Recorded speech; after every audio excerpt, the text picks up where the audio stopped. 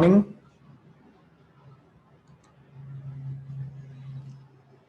Good morning, beta. Am I audible? Please confirm, beta. Am I audible? Clearly audible? Yes. Very nice. So let us continue our topic, beta. Last lecture में हम लोगों ने hybridisation के various types के बारे में valence bond theory इस part को कवर अप किया था. So now today is an important day for chemical bonding, क्योंकि आज हम किसी भी एग्जाम्पल में सेंट्रल एटम की हाइब्रिड स्टेट कैसे निकालनी है ये चेक करेंगे. उसके अलावा उन नंबर ऑफ हाइब्रिड ऑर्बिटल्स को लेकर हाइब्रिड ऑर्बिटल्स कौन से हैं, हाइब्रिडाइजेशन कौन सा है, शेप उस मॉलिक्यूल का क्या होगा, क्या मॉलिक्यूल में सेंट्रल एटम पर लोन पेयर आएंगी, इन सभी बातों को कवर अप करने वाले हैं. So it's an important lecture, क्योंकि यहां पर हम मॉलिक्यूलर शेप्स, जो पिछले 2 लेक्चर से एक माइंड में हमारे पॉइंट चला आ रहा है कि हाउ टू नो कि कौन से मॉलिक्यूल का सेंट्रल एटम कौन सी हाइब्रिड स्टेट में है. तो बेटा यदि कार्बन कंपाउंड्स होंगे तब तो आपके लिए अभी तक आपने सीख ही लिया है कि हाइब्रिडाइजेशन कैसे पहचानना है. और यदि अदर देन कोई कार्बन कंपाउंड है और एक सेंट्रल एटम यदि है, तो आज हम हाइब्रिडाइजेशन के अलग अलग केसेस को स्टडी करने वाले हैं और उस मेथड पे हम पहुंचेंगे जिससे कि हम हाइब्रिडाइजेशन का टाइप डिसाइड कर सकें और मॉलिक्यूलर शेप आइडेंटिफाई कर सकें. तो बेटा इसके लिए सबसे पहले आपको एक पूरे हाइब्रिडाइजेशन के कॉन्सेप्ट की समरी नोट करनी है. ध्यान रखिए, जो मैं अभी सामने रख रहा हूं स्क्रीन, ये पूरी समरी नोट करनी है, सिर्फ स्क्रीनशॉट लेकर रखने से काम नहीं चलेगा. So please take your time and please note it down. आज हम हाइब्रिडाइजेशन के वेरियस टाइप्स को लेकर पूरे टॉपिक को समराइज करेंगे. ये वेरियस पॉइंट्स है, अभी मैं इनको एक्सप्लेन भी करते जाऊंगा और आप नोट भी करते जाइएगा. सबसे पहले इस टेबल की तैयारी आप कर लें. इसमें 6 कॉलम बनाने हैं बेटा आपको. So make total 6 columns. 6 column आप बना लीजिए अपनी नोटबुक में.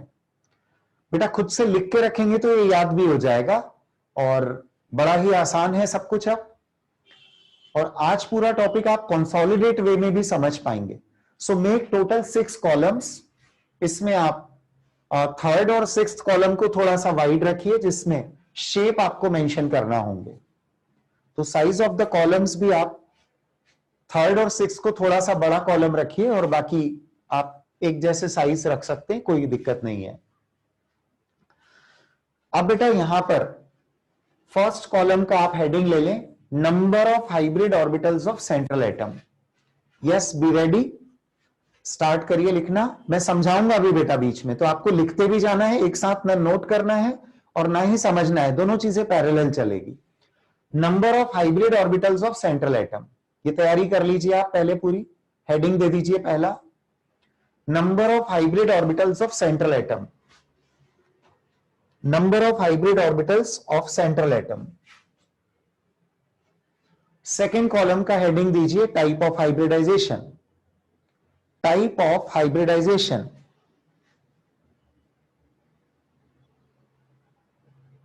Yes yes, wait, I will see the chat और हम डिस्कस करेंगे उस पॉइंट को, नथिंग टू वरी. तीसरा पॉइंट मेंशन करिए. तीसरा heading, regular shape. Regular shape.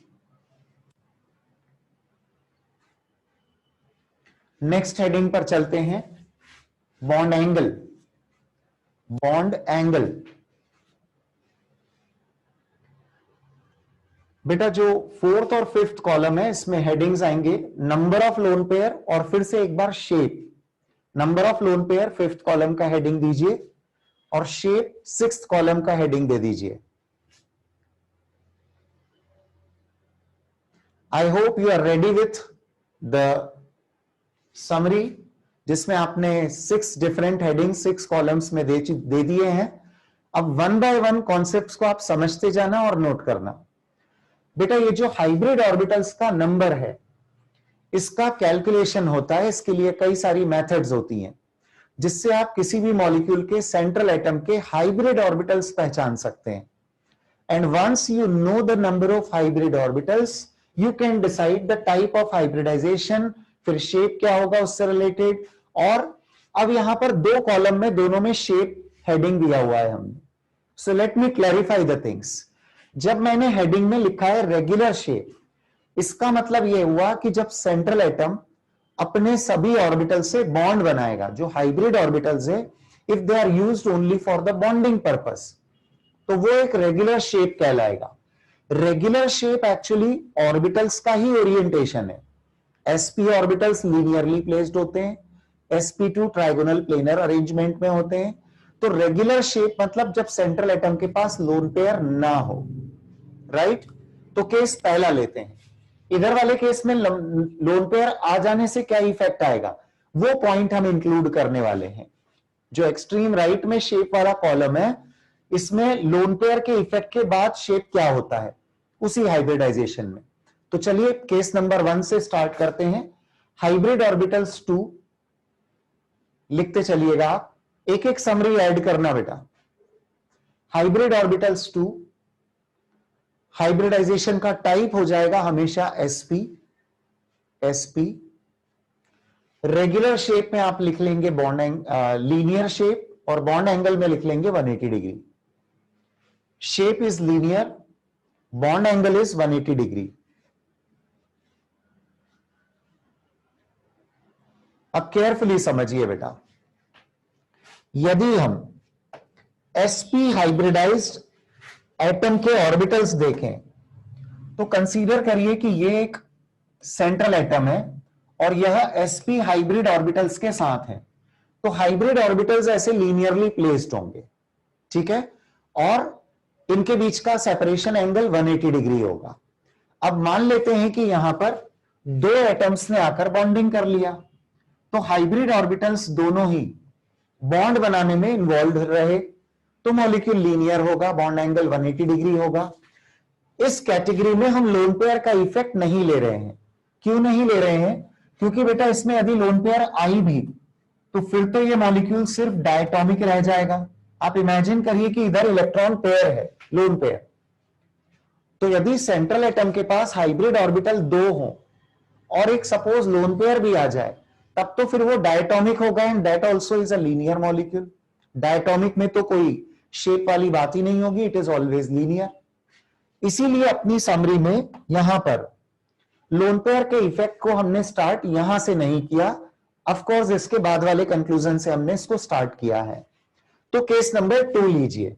Case 2 लिखने के पहले आप समझिए कंक्लूजन पहले कि जो आप लिखने जा रहे हैं वो क्या है। Try to understand this concept.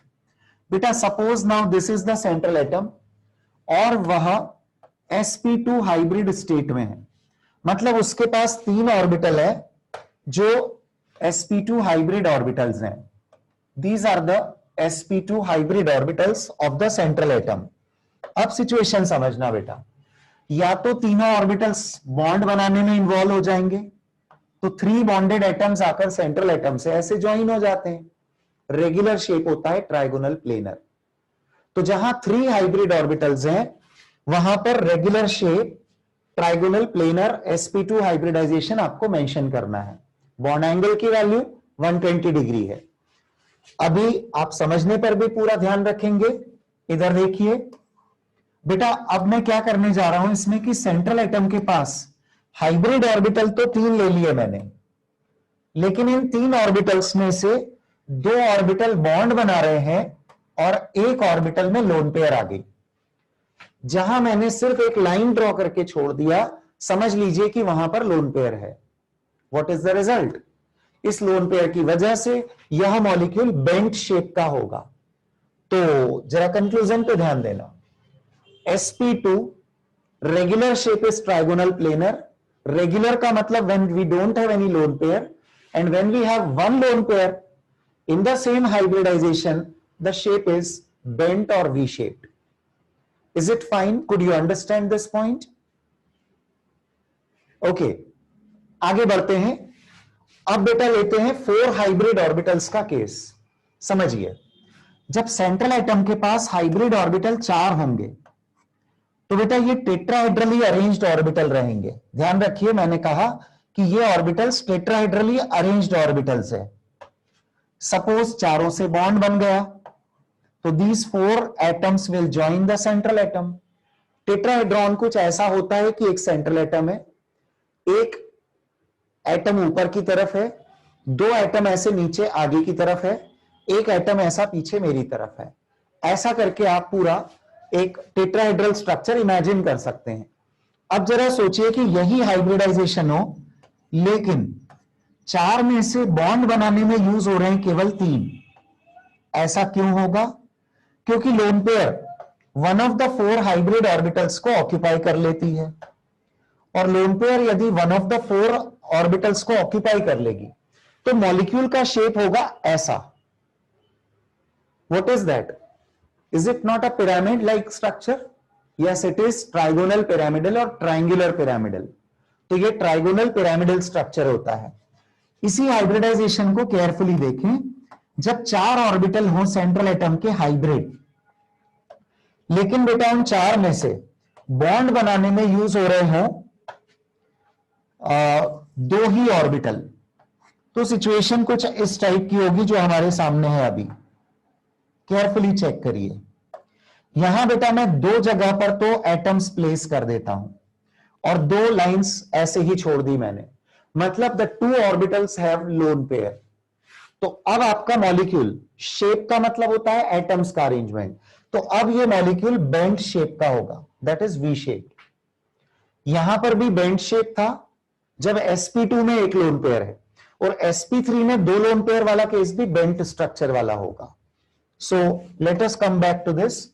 अब आप मेंशन करिए हाइब्रिडाइज्ड ऑर्बिटल यदि 4 हैं, कंक्लूजन लिखना। हाइब्रिडाइजेशन का टाइप लिखिए sp3, रेगुलर शेप में लिख लीजिए टेट्राहेड्रल। टेट्राहेड्रल बॉन्ड एंगल की वैल्यू आएगी 109 डिग्री 28 मिनट। ये सब बातें हम कर चुके हैं, और मैंने आपसे कहा भी था कि हमारे काम के कंक्लूजन वो जो ब्लू पेन से लिखे थे प्रीवियस लेक्चर्स में, और ये वही है बेटा। सीधे कंक्लूडिंग पॉइंट पर अब हम आ चुके हैं। अब बेटा sp3 में ही जब एक लोन पेयर आ जाए तो शेप क्या लिखना है? Trigonal pyramidal. 2 लोन पेयर आने पर शेप लिखना है बेंट या वी शेप्ड। बेंट और V shaped. So I hope you have done it. Please check the next case. ये अभी हाइब्रिड ऑर्बिटल्स अपने जो अभी तक कवर अप हुए उसमें 2 हाइब्रिड ऑर्बिटल का केस था, 3 का केस था, 4 का केस था। ऑब्वियसली अब आएगा 5 हाइब्रिड ऑर्बिटल्स का केस। तो I hope you remember that जब 5 हाइब्रिड ऑर्बिटल हमने लिए थे तो ये ट्राइगोनल बायपिरामिडल था। ट्राइगोनल बायपिरामिडल ऐसा ये ऑर्बिटल्स का अरेंजमेंट है। So 3 are in one plane, 1 is above the plane, 1 is below the plane. So that is the arrangement. Now if we see all the orbitals used for bond formation, the shape is regular trigonal bipyramidal. But अब आपको सोचना है कि यदि यहां पर lone pair आती है, रिकॉल करना बेटा, लास्ट लेक्चर में मैं आपको बता चुका हूं कि यदि sp3d में लोन पेयर रखनी हो तो कहां रखी जाती है? Let me know your answer. इसमें हमारे पास 2 टाइप की चॉइसेस है ना बेटा। So where to place lone pair बताएं? Equatorial, very nice. इक्वेटोरियल, तो इक्वेटोरियल ऑर्बिटल में लोन पेयर। तो बेटा मैं अलग अलग केस ले रहा हूं। Case 1 when we have 1 lone pair. Case 2 यहां पर ड्रॉ कर रहा हूं बेटा मैं, when we will have 2 lone pairs of electrons. तो ये बॉन्डेड एटम यहां पर आ जाएंगे, और जब हमारे पास 3 लोन पेयर होंगी इस मॉलिक्यूल में, जहां hybridisation of the central atom sp3d आएगा, तो 3 lone pairs will occupy all the 3 equatorial positions. जरा शेप समझना, एक लोन पेयर आने पर it will be like a see saw. कैसे दिख रहा है ये सी सॉ? इसको अपसाइड डाउन ऐसा टर्न करिए तो बेटा ऐसा होगा सेंट्रल एटम। समझना जरा मेरा इंडिकेशन, एक एटम होगा नीचे उधर आगे की तरफ, एक एटम होगा इस तरफ पीछे की तरफ, और दो एटम यहां पर होंगे। Is it not like a see saw? Yes it is. दो लोन पेयर आने पर यह केस बनेगा, क्योंकि दो इक्वेटोरियल पोजीशन पर अब लोन पेयर आ गई। तो अब बॉन्ड बनाने वाले कहां कहां हैं? सेंट्रल एटम है, एक ऊपर एक नीचे बॉन्ड बनाने वाला है, और एक इस तरफ आप समझ लीजिए। इसको भी मैं अपसाइड डाउन टर्न करूंगा तो I will call it T shaped. ये टी शेप्ड अपीयर होगा। इसे ध्यान से देखिए, इसी हाइब्रिडाइजेशन में यदि तीन लोन पेयर आ गई तो the shape will remain linear now because all the three equatorial positions are occupied by lone pair. So these are the conclusions जो आपको लिखने हैं। 5 hybrid orbitals, sp3d, regular shape is trigonal bipyramidal, tbp भी जिसे बोलते हैं short में, trigonal bipyramidal, one lone pair. हाँ जी, एंगल भी लिख लेना 120 and 90 degree, 120 degree and 90 degree. इसमें तीन केसेस हैं बेटा, और जितने केसेस मैं बता रहा हूं कॉमन एग्जांपल्स उन्हीं में कवर अप हो जाएंगे। इससे बियॉन्ड सोचने की जरूरत ही नहीं है। एक लोन पेयर आने पर it is see saw shaped, दो लोन पेयर आने पर इट इज टी शेप्ड, तीन लोन पेयर आने पर it is linear. Right down all the three cases. ये लोन पेयर आ जाने के कारण होने वाले शेप्स हैं। ये बगैर लोन पेयर के होगा, जिसको मैं बोल रहा हूं रेगुलर शेप, जिसको ऑर्बिटल ज्योमेट्री भी बोल सकते हैं। और ऑर्बिटल ज्योमेट्री ही मॉलिक्यूलर ज्योमेट्री बनेगी यदि सारे ऑर्बिटल का बॉन्डिंग में ही यूज हो रहा हो तो। अभी बेटा बात आती है एक और, इस पे ध्यान देना। I come to the next number of hybrid orbitals, that value is 6. 6 orbital होते हैं ना बेटा, तो ये रहा देखो central atom. It makes an octahedral arrangement surrounding the central atom. जो हाइब्रिड ऑर्बिटल्स होते हैं ये ऑक्टाहेड्रली अरेंज्ड होते हैं। आपको पता है ना कि ऑक्टाहेड्रॉन कैसा होता है बेटा? ऑक्टाहेड्रल ज्योमेट्री में सेंट्रल एटम होगा, एक लेफ्ट एक राइट, एक फ्रंट एक बैक, एक टॉप एक बॉटम। पिछली बार भी बताई थी मैंने पोजीशन। यहां सारे इक्विडिस्टेंट पोजीशन है, अलग अलग टाइप की नहीं है। तो यहां पर आप लोन पेयर कहीं भी रखें इससे कोई फर्क नहीं पड़ेगा। So we have first case जब लोन पेयर नहीं है तो ज्योमेट्री क्या होगी मॉलिक्यूल की? भी ऑक्टाहेड्रल। तो रेगुलर शेप आएगा इसमें ऑक्टाहेड्रल। आइए सेकंड केस चेक करें। यहां पर अब यदि हम ले लेते हैं कि एक लोन पेयर आ जाए, I am drawing it again, एक लोन पेयर आ जाए यदि, तो केस कैसा होगा? Just check this one. ये 6 पोजीशन थी, लेकिन अब एक पोजीशन पर लोन पेयर है। इजी गोइंग होगा, हम मान लेते हैं नीचे वाली पोजीशन पे लोन पेयर है। तो जरा सोचो अब क्या स्ट्रक्चर बचा। इसे हटाइए, अब एटम्स को चेक करो कि कैसे अरेंज्ड है वो। 4 तो एक ही प्लेन में है, they are making a square plane, और एक परपेंडिकुलर टू दैट है, तो बोलेंगे इसको स्क्वायर पिरामिडल। और बेटा इसमें यदि 2 लोन पेयर आ जाए, चेक करना। हां, अब ये जरूर है कि आप दोनों लोन पेयर को एक दूसरे के अपोजिट रखेंगे। सो बी केयरफुल, आप दोनों लोन पेयर्स को एक दूसरे के अपोजिट रखने वाले हैं। अब लोन पेयर यदि आप एक दूसरे के अपोजिट रख देंगे तो क्या बचेगा बेटा? जरा सोचो। Square plane will be left, so the shape will be called as square planar in this condition. 3 चीजें हो गई। लिखते हैं, समरी में ऐड करते हैं। 6 hybrid orbitals, type sp3d2, type sp3d2, regular shape में लिखना है ऑक्टाहेड्रल। ऑक्टाहेड्रल बॉन्ड एंगल की वैल्यू 90 डिग्री, 90 डिग्री। अब इसमें दो केस, यदि एक लोन पेयर हो तो स्क्वायर पिरामिडल, दो लोन पेयर है तब स्क्वायर प्लेनर, दो लोन पेयर है तब square planar. Done this much. आगे बढ़ते हैं।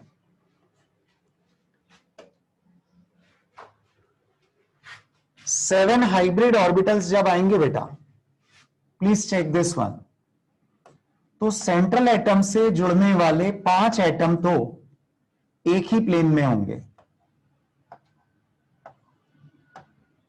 लेकिन one will be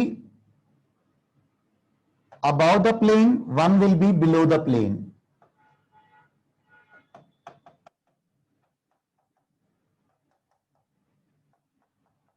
dotted line actually उस प्लेन को हाईलाइट करने के लिए हमने बनाई है जिसमें हम एटम्स को शो करना चाहते हैं, पेंटागोनल प्लेनर वाले पार्ट में। तो एक बिलो द प्लेन है, you can imagine the 3D structure, 5 will be lying in one plane, one above and one below. अब बेटा इंटरेस्टिंग पॉइंट है, मैंने आपको नोट करवाया है, ध्यान देना पिछले लेक्चर में। इस हाइब्रिडाइजेशन में केस लोन पेयर को रखने को लेकर जस्ट रिवर्स केस है, मतलब जो sp3d में बताया वहां से। यहां एक लोन पेयर आएगी तो एक्सियल पोजीशन पे होगी, या दो भी होंगी तो भी एक्सियल पे होंगी, वहां इक्वेटोरियल पे थी बेटा। रिलेटेड टू दैट हम सोच रहे हैं कि शायद एक अब एक्सियल लोन पेयर आ जाए तो 5 एटम तो एक ही प्लेन में होंगे और वन अबव द प्लेन होगा और एक बिलो द प्लेन वाली बात हम लोन पेयर से ऑक्यूपाइड पोजीशन मान सकते हैं। लेकिन बेटा इसमें होता ऐसा है कि एक पोजीशन पर लोन पेयर आ जाने के कारण ये परफेक्ट पेंटागोनल पिरामिडल नहीं बनता। लिसन द थिंग्स केयरफुली, मैं बोल रहा हूं ये परफेक्ट पेंटागोनल पिरामिडल नहीं बनकर ये बन जाता है डिस्टॉर्टेड ऑक्टाहेड्रल, ये बन जाता है डिस्टॉर्टेड ऑक्टाहेड्रल। अब ये क्या पॉइंट हुआ डिस्टॉर्टेड ऑक्टाहेड्रल वाला? आप इमेजिन करिएगा कि एक पोजीशन पे लोन पेयर थी, अब उसके बाद क्या हुआ, एक्सियल पोजीशन पे आ गई लोन पेयर, एक एक्सियल पे एटम है और बाकी के 5 एक्सियल पोजीशन, 5 इक्वेटोरियल पोजीशंस में से बॉन्डेड एटम्स वहां पर ऑक्यूपाई कर रहे हैं उन पोजीशंस को, लाइक दिस। लेकिन उस एक्सेस वाली लोन पेयर का भी रिपल्शन यहां लगता है और पांचों एटम सेम प्लेन में नहीं प्रेजेंट हो पाते। इन शॉर्ट इसे हम केस कहेंगे कि ये डिस्टॉर्टेड ऑक्टाहेड्रल का केस बन जाता है। लास्ट एक और केस देखिए, जब इसी हाइब्रिडाइजेशन में हमारे पास दो लोन पेयर होंगी, अब लोन पेयर सिमेट्रिकली अरेंज्ड होंगी, एक अबव द प्लेन होगी, मतलब एक एक्सियल पोजीशन पे लोन पेयर, दूसरी एक्सियल पोजीशन पे लोन पेयर, और बेटा इस बार बॉन्डेड एटम पांचों सिर्फ एक ही प्लेन में लाई करेंगे, तो ये फिर पेंटागोनल प्लेनर हो जाएगा। नोट करिएगा, ये कंक्लूजन समझाने के लिए थे। अब जो स्क्रीन पर है केस वो नोट करें। 7 hybrid orbital, sp3d3, pentagonal bipyramidal, 72 degree 90 degree, दो टाइप के एंगल और दो टाइप के इफेक्ट्स इसमें। यदि एक लोन पेयर हो तो कहेंगे डिस्टॉर्टेड ऑक्टाहेड्रल, और दो लोन पेयर होंगी तो ये होगा pentagonal planar. So I hope the summary is completed. आपने लिखकर भी इस बात को पूरा कर लिया है। I repeat, 2 hybrid orbitals sp linear 180 degree, 3 hybrid orbitals sp2 trigonal planar 120 degree। पर sp2 में एक लोन पेयर आए तो फिर ये बेंट या वी शेप्ड होगा। 4 hybrid orbitals sp3 tetrahedral 109 degree 28 minute, इसमें एक या दो लोन पेयर होंगी तो ट्राइगोनल पिरामिडल या वी शेप्ड होगा। 5 hybrid orbitals trigonal bipyramidal, sp3d trigonal bipyramidal, bond angles are 120 and 90 degree। Lone pair आती है तो एक लोन पेयर पर सीसॉ शेप्ड, 2 लोन पेयर पर टी शेप्ड, 3 लोन पेयर पर लीनियर। नेक्स्ट 6 हाइब्रिड ऑर्बिटल है तो sp3d2 octahedral 90 degree bond angle. यदि इसमें एक लोन पेयर आती है तो स्क्वायर पिरामिडल, 2 आती है तो square planar. Last case 7 hybrid orbitals sp3d3 pentagonal bipyramidal 72 degree 90 degree के एंगल्स होंगे। एक लोन पेयर आने पर डिस्टॉर्टेड ऑक्टाहेड्रल, 2 लोन पेयर आने पर पेंटागोनल प्लेनर। जो भी आपके माइंड में इमेजिनेशन आनी चाहिए वो ये है बेटा। Just look at these 2 screens. Hybrid orbital 2 3 4, जिसमें जहां पर मैंने सर्कल ड्रॉ नहीं किया उसे आप लोन पेयर की पोजीशन वाला ऑर्बिटल मान लें, तो यू कैन इजीली इमेजिन कि क्या हो रहा है यहां पर। So let me know if you have any problem. मैं 1 मिनट का समय ले रहा हूं जिसमें मैं आपका जो भी आप कंसर्न शो कर रहे हैं उसको डिस्कस करूंगा।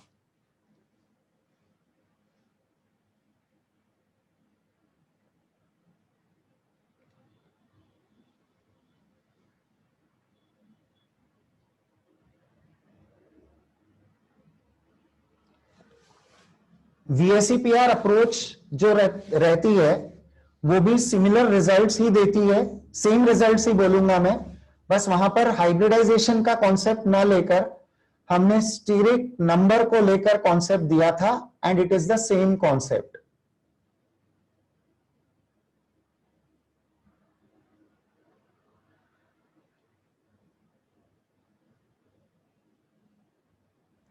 बेटा मैं ऑलरेडी बता चुका हूं कि ऑक्टाहेड्रल ज्योमेट्री में लोन पेयर के लिए सारे ऑर्बिटल एक जैसे ही हैं। It doesn't make any difference. किसी भी एक ऑर्बिटल में आप लोन पेयर प्लेस करें,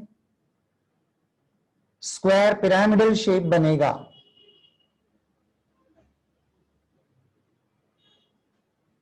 राइट?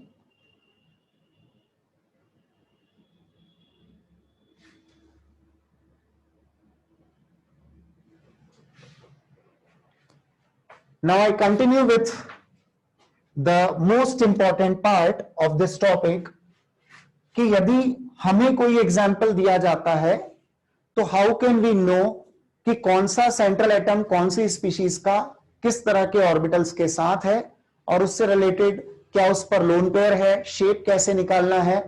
तो आपके पास में अब एक समरी अवेलेबल है। आपको करना क्या है, ध्यान से सुनिए बेटा। जितने अलग अलग टीचर्स पढ़ाते हैं, जितनी बुक्स हम फॉलो करते हैं, जितना स्टडी मटेरियल हम देखते हैं, उतने टाइप के मेथड्स डेवलप हो चुके हैं हाइब्रिड ऑर्बिटल्स का नंबर कैलकुलेट करने के लिए। हाइब्रिड ऑर्बिटल्स का नंबर कैलकुलेशन करने के लिए there are number of methods. उसी में मैं भी आपको एक मेथड बताऊंगा, और मुझे ऐसा लगता है, जैसा हर एक को ही लगता है, कि हमारी मेथड सबसे आसान होगी। तो एक बार इसे भी देखिए। यदि आपने कभी पहले shapes of molecules relating to the hybridization निकालना किसी मेथड से सीखा है और आप कंफर्टेबल है तो आप उसी को फॉलो करिए। अदरवाइज आप इस मेथड को बहुत ध्यान से देखिए और समझिए। हेडिंग देंगे हम the total number of hybrid orbitals of central atom, the total number of hybrid orbitals of central atom in a molecule। बेटा इसे निकालने के लिए जैसा मैंने बोला कि there are many methods, और इसमें से हम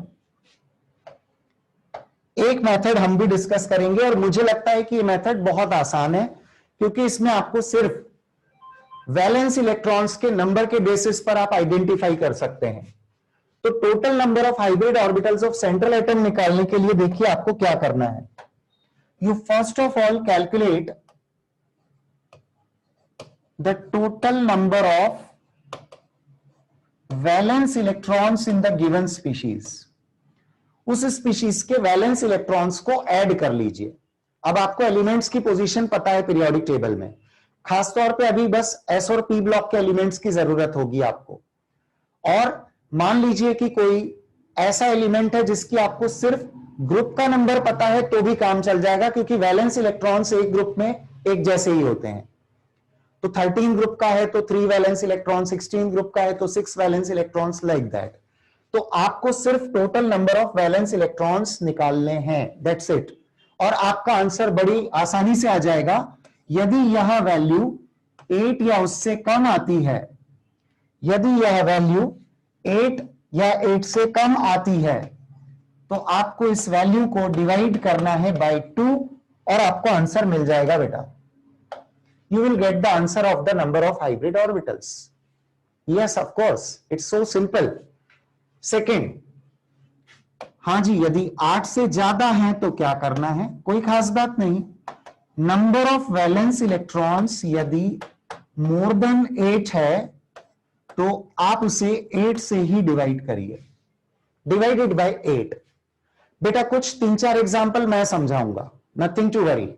बहुत सारे एग्जाम्पल्स आपको प्रैक्टिस करने के लिए भी दिए जाएंगे, ठीक है? तो बहुत आसानी से आप इन कंक्लूजन्स तक पहुंच पाएंगे।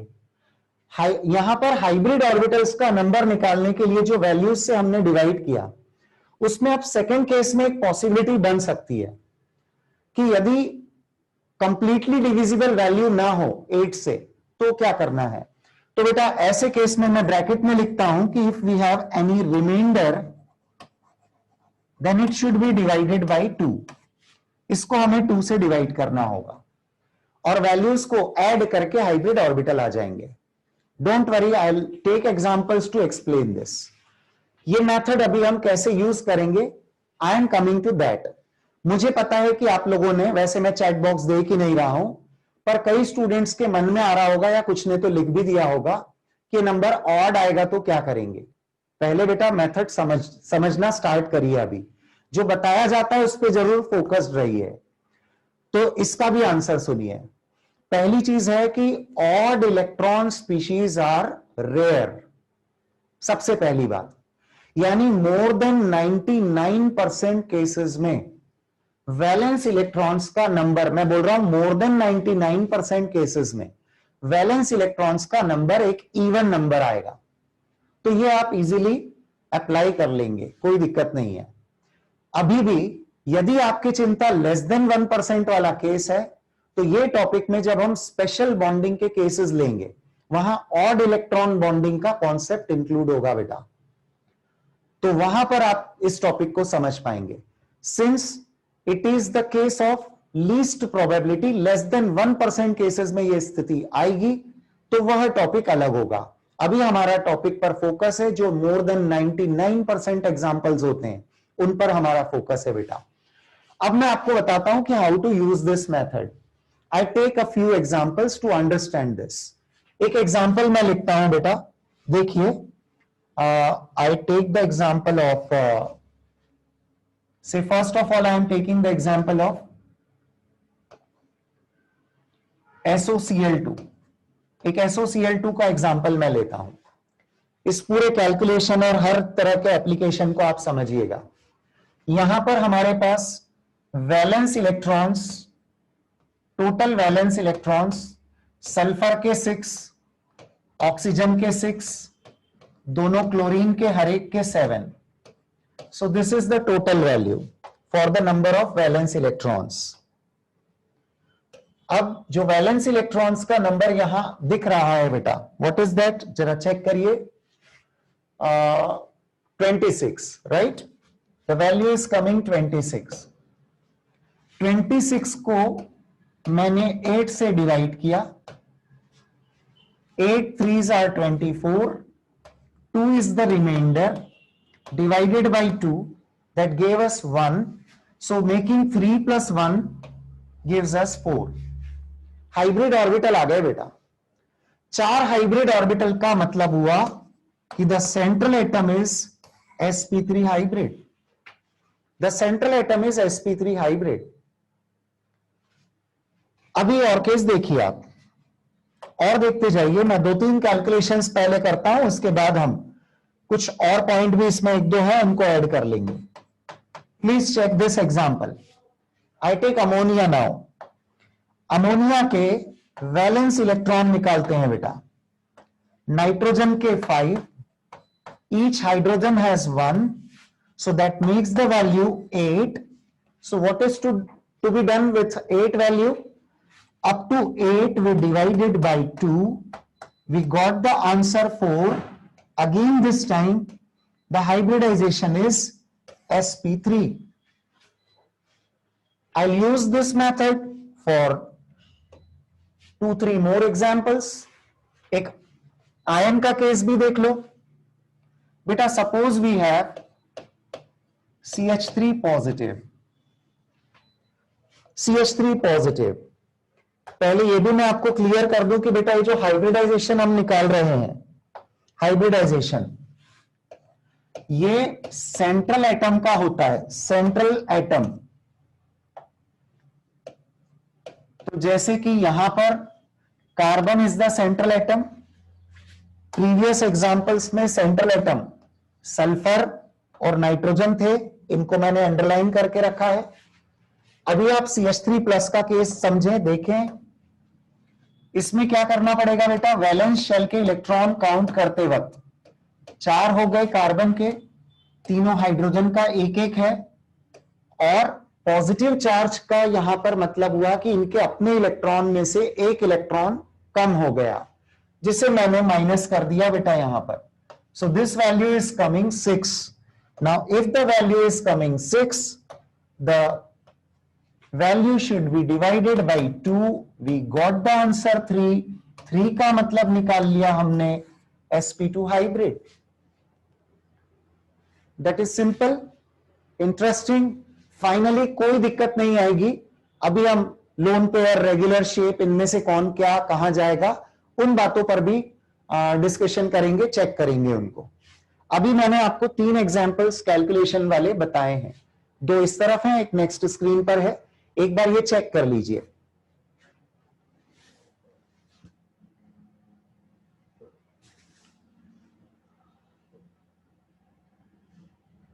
यस,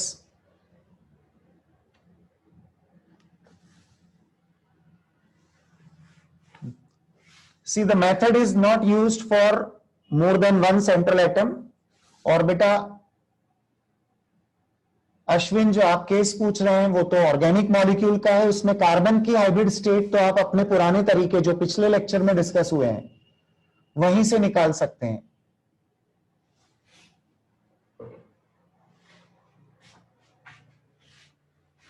राइट, 1 मिनट में एक स्क्रीन शेयर कर रहा हूं आपसे, ये वाली, ये 6 और 7 हाइब्रिड ऑर्बिटल्स के केसेस में जो बात हुई थी। यदि 6 ऑर्बिटल से सभी से बॉन्ड बनेंगे तो रेगुलर ऑक्टाहेड्रल, 1 लोन पेयर आएगी तो स्क्वायर पिरामिडल, और 2 लोन पेयर आएंगी तो स्क्वायर प्लेनर। 7 वाले ऑर्बिटल्स के केस में यदि 7 और एटम्स बॉन्डेड हैं तो पेंटागोनल बायपिरामिडल। 1 लोन पेयर आती है तो एक्चुअली वो एक्सियल पोजीशन पे आएगी, पर molecule distorted octahedral geometry acquire कर लेता है, क्योंकि पांचों फिर सेम प्लेन में नहीं रह पाते, एक थोड़ा बाहर निकल जाता है प्लेन के, लोन पेयर की वजह से। 2 लोन पेयर में पेंटागोनल प्लेनर वाला केस था। बेटा प्लीज एक और एग्जांपल देखिए, मैं उसको भी लिखता हूं और फिर हम फाइनली सबको रिलेट करेंगे। ठीक, इधर देखिएगा बेटा। This time I am taking the example of, चलिए एक काम करते हैं, ज़ेनॉन कंपाउंड ले लेते हैं एक एग्जांपल। तो बेटा suppose we have a xenon compound. Xenon के कंपाउंड्स रिसेंटली डिस्कवर हुए हैं, सिंथेसाइज हुए हैं, and they are commonly asked in the questions. इनके शेप, इनसे रिलेटेड कई सारे डिटेल्स प्रीवियस ईयर क्वेश्चंस में आपको जेईई में देखने को मिल जाएंगे। ज़ेनॉन एक नोबल गैस है जिसमें आउटरमोस्ट शेल 8 इलेक्ट्रॉन वाला है, ऑक्सीजन के 6 इलेक्ट्रॉन्स हैं, 2 फ्लोरीन है जिनके हर एक के 7 इलेक्ट्रॉन्स हैं। So this gives us the value, what is that, 28। If the value is 28, we need to divide it by 8, और हमारा answer 8 3s are 24, remainder is 4 divided by 2. We got 2, 3 plus 2 add किया, we got the answer 5. 5 का मतलब आया sp3d hybrid. Such a simple thing. अब आपको एक पूरा कंसोलिडेटेड टॉपिक समझ में आना चाहिए बेटा, जो पिछले दोनों लेक्चर के कनेक्शन में है. मैं आपको रिपीटेडली बोल रहा था कि यू नीड टू वेट. आप 2-3 लेक्चर तक पहले पूरे कॉन्सेप्ट्स बनाते जाइए और फिर जब टॉपिक कंसोलिडेट होगा तो आप इन चीजों को रिलेट इजीली कर पाएंगे. So today we are just consolidating the things. अब मैं आपको एक और चीज बताऊं. हम अभी पहुंचे बेटा हाइब्रिडाइज्ड ऑर्बिटल्स के नंबर तक पहुंचे. अब अपने पास जो कंक्लूजन्स हैं बेटा, उसमें या तो रेगुलर शेप है या फिर लोन पेयर के आने के कारण कुछ अलग शेप में वो कन्वर्ट हुआ. अब लोन पेयर है या नहीं, इस बात को यूज करने के लिए, समझने के लिए आप नोट करके रख सकते हैं इसी फॉर्मूला के साथ में, number of lone pairs on central atom. इसको आइडेंटिफाई करने के लिए बहुत सिंपल एक फॉर्मूला यूज कर लीजिए. आपने अभी जो नंबर हाइब्रिड ऑर्बिटल का निकाला, नंबर ऑफ हाइब्रिड ऑर्बिटल्स, इसमें से माइनस कर दीजिएगा number of bonded atoms of central atom को. Bonded atoms of central atom. Central atom से जुड़ने वाले एटम्स का नंबर जो भी आपका है, उसमें से उस वैल्यू को हाइब्रिड ऑर्बिटल के नंबर से माइनस करना है. प्लीज स्क्रीन पर ध्यान दीजिए जो एग्जांपल्स हैं. हाइब्रिड ऑर्बिटल 4 और सेंट्रल एटम से जुड़ने वाले 3. बेटा this is the case of one lone pair and the shape is trigonal pyramidal. Same for the next. This is the case of one lone pair and the shape is trigonal pyramidal. ये formula समझ में आया? क्या लिखा है? कुछ भी तो नहीं, बहुत आसान. देखो हाइब्रिड ऑर्बिटल जितने हैं उसमें से सेंट्रल एटम से जुड़ने वाले नंबर को माइनस कर दीजिए. सल्फर के साथ 3 एटम जुड़े हैं, 2 क्लोरीन 1 ऑक्सीजन है, तो दैट मेक्स द वैल्यू 3. तो 3 बॉन्डेड एटम्स हैं, हाइब्रिड ऑर्बिटल 4 है, डिफरेंस बताता है लोन पेयर. और जब आप यहां तक पहुंचे तो शेप्स तो आपके पास में है ही पूरी समरी में. नेक्स्ट केस, इसे देखिए. हाइब्रिड ऑर्बिटल 3, बॉन्डेड एटम भी 3 बेटा. So we don't have any lone pair. The shape of this is trigonal planar. sp2 में जब lone pair ना हो, so the shape of this orbital is trigonal planar. This ion is trigonal planar in shape. Here again, check this one. Orbital अपने पास 5 है, central atom से जुड़ने वाले 3 हैं. बेटा आया आंसर 3 लोन पेयर. जरा चेक करो टेबल में, sp3d में 3 लोन पेयर, 3 नहीं 2 लोन पेयर. 2 आएगी ना बेटा, बॉन्डेड एटम 3 है, लोन पेयर 2 आएंगी. तो क्या है मॉलिक्यूल का शेप फिर बेटा? जरा लिस्ट में देख लो, ये टी शेप्ड आएगा. यस,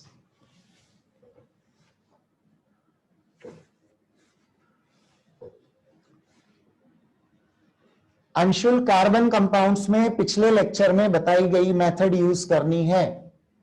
4 सिग्मा बॉन्ड बनाए कार्बन ने तो sp3, 3 sigma 1 pi sp2, 2 sigma 2 pi sp hybrid state. Yes, I am showing the previous slide also. Hybrid orbitals का कैलकुलेशन करना है आपको इस वे में. 3-4 एग्जाम्पल पर मैंने आपको इसका एप्लीकेशन बता दिया है. और अब मैं एक्सपेक्ट करूंगा कि कुछ एग्जाम्पल मैं आपको दूं और उनके आंसर्स आप निकालें। Will that be fine? कुछ तो अभी क्लास में ही निकालने हैं बेटा, लेक्चर के दौरान, बाकी फिर होमवर्क मिलेगा आपको, उसमें आप सॉल्व करिएगा, प्रैक्टिस करिएगा। So ready to solve? कुछ एग्जाम्पल्स दिए जाएं आपको, राइट आप बेटा इनके शेप्स निकालिए। हाइब्रिडाइजेशन आपको तीन चीजें बतानी है। Hybridization of central atom,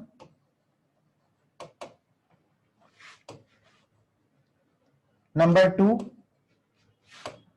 number of lone pairs on central atom. ध्यान देना बेटा, अभी हम सेंट्रल एटम के लोन पेयर्स पे ही बात कर रहे हैं।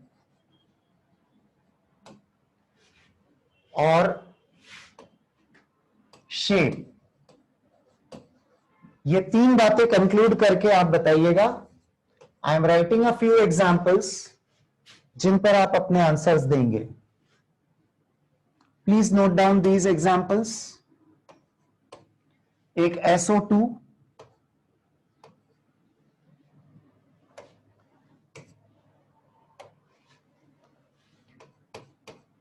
एक NF3 और एक एग्जांपल लेते हैं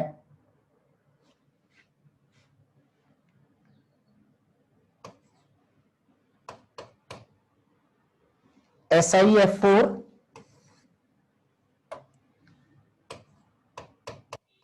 SiF4, कुछ आयंस के केसेस भी मैं लिखूंगा। कार्बोनेट आयन CO3 डाइनेगेटिव,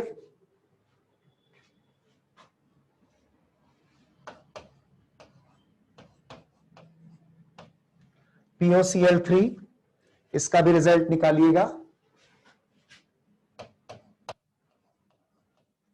ICl3, इसे भी ट्राई करें।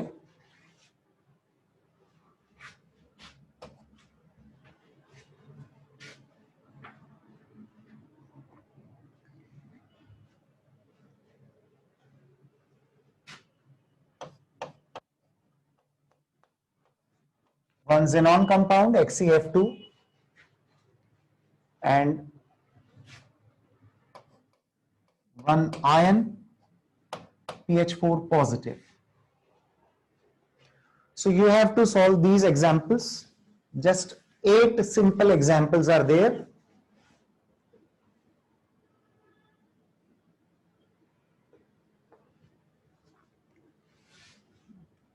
बेटा निखिल, शेप का कंक्लूजन निकलेगा लोन पेयर पहचान कर।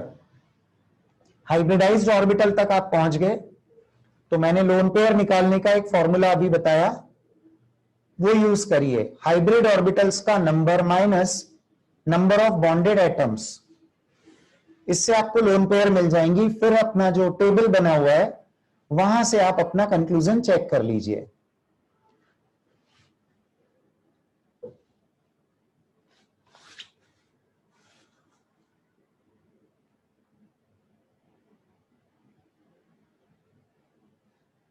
रिया, of course the whole table should be known to you. आपको एग्जाम्पल नहीं याद रखना है कि कौन कैसा है, वो तो आप सॉल्व करके निकाल लोगे लॉजिकली, पर कौन से हाइब्रिडाइजेशन में क्या क्या शेप होते हैं उतना तो पता होना ही चाहिए।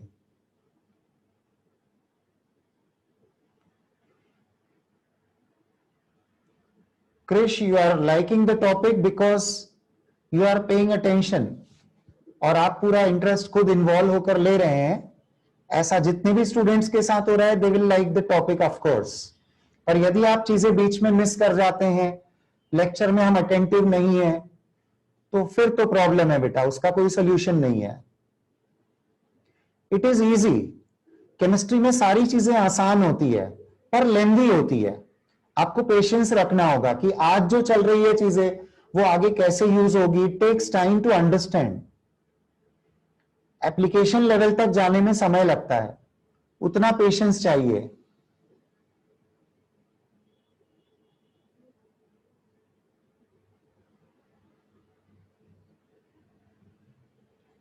Ashwin, angle, bond angle will be a separate topic. हाँ, लेकिन जब लोन पेयर आती है तो रेगुलर एंगल से ये घट जाते हैं।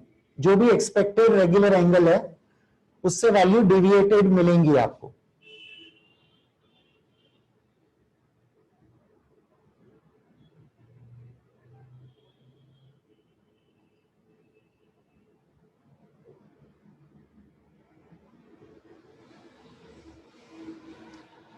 सुशांत बेटा, सिलिकॉन के वैलेंस इलेक्ट्रॉन उतने ही जितने कार्बन के, क्योंकि उसी ग्रुप में तो है ये। देखो, अपनी मेथड बहुत आसान है, इसमें केवल आपको वैलेंस इलेक्ट्रॉन्स की जरूरत है, और उसके लिए भी आप ग्रुप यदि आप जानते हैं तो it's good.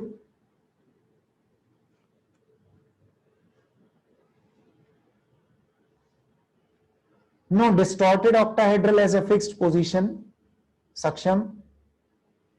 Loan pair axial पे होती है, और बाकी जो बॉन्डेड एटम होते हैं वो एक पेंटागोनल, पिरामिडल और ऑक्टाहेड्रल के बीच की एक स्थिति में होते हैं। तो it is better to mention that shape as distorted octahedral.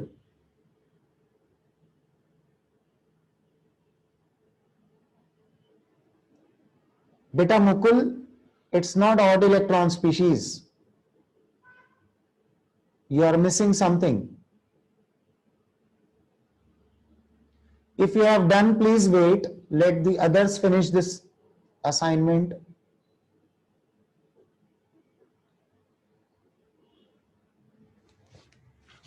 क्या आप सभी ने कंप्लीट कर लिया है? Please give your consent. Discuss करें क्या?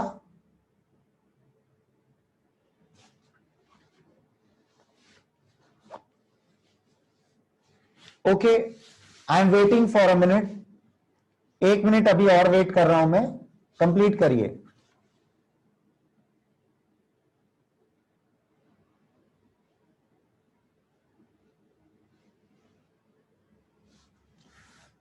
बेटा अश्विन, यदि sp3d2 में 2 लोन पेयर होंगी ना, तो फिर वो परफेक्ट स्क्वायर प्लेनर होगा,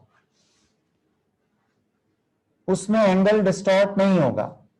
पर जैसे टी शेप आया तो टी में एंगल 90 डिग्री नहीं आएगा, वो थोड़ा सा घट जाएगा।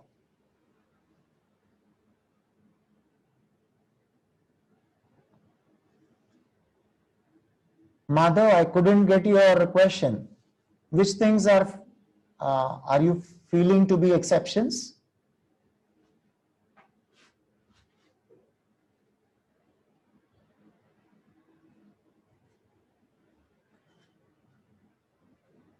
Nandan, have you done only one or done all?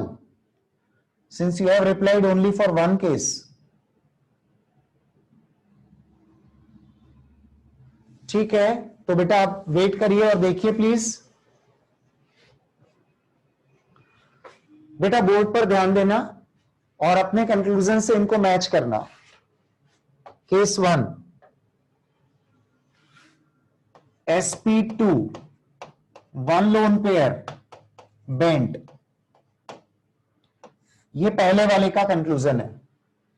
NF3 sp3 1 lone pair trigonal pyramidal, SiF4 sp3 0 lone pair tetrahedral for SiF4. Then carbonate ion sp2 0 lone pair trigonal planar, PoCl3 sp3 0 lone pair tetrahedral, ICl3 sp3d 2 lone pairs T shaped। Check करना बेटा यही answer है या नहीं है आपके। XCF2 sp3d 3 lone pairs linear, PH4 positive sp3 0 lone pair tetrahedral, Any example that is not matching with your answer? Do I need to explain anyone?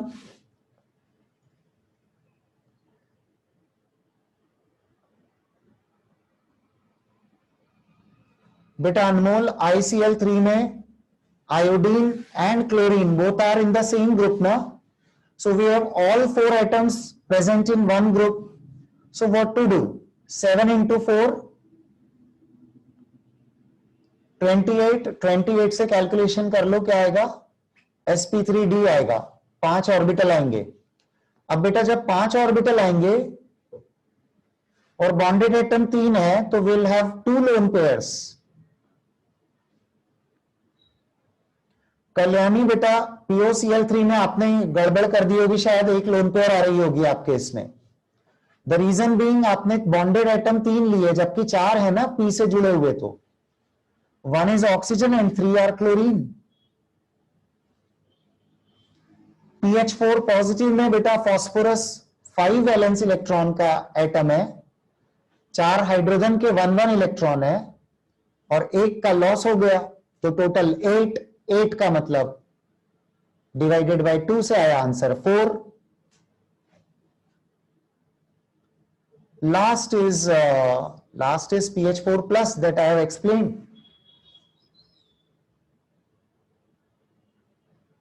Right.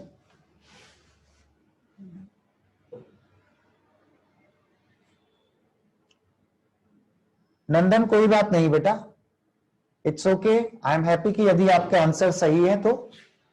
So I hope now the picture would be clear in your mind कि पिछले 2 lecture से क्या चल रहा था, क्योंकि बेटा ये चीजें बड़ी ही कॉमन है.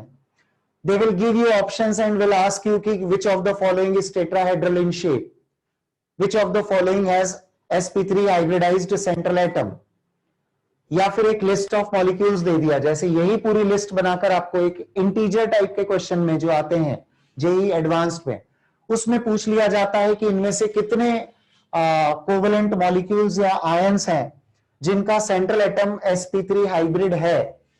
So you have to just pick out those जिनमें sp3 हाइब्रिडाइजेशन आ रहा है. इनमें से कितने एग्जांपल है जिसमें सेंट्रल एटम पर लोन पेयर नहीं है. That way questions can be asked. तो आप सारे चेक कर सकते हैं. अब इसमें तो नंबर ऑफ कॉम्बिनेशंस बनाए जा सकते हैं क्वेश्चंस के रेफरेंस में. So now be ready for those kind of questions जो मैं आपसे अभी बोलते जा रहा हूं. इनके लिए भी आपको तैयार रहना है. So tell me, is everything fine up to this level? सब कुछ अच्छे से समझ में आ चुका है? Can we continue? क्या एक स्टेप और थोड़ा सा आगे बढ़ के टॉपिक को आगे बढ़ाएं? Right, okay.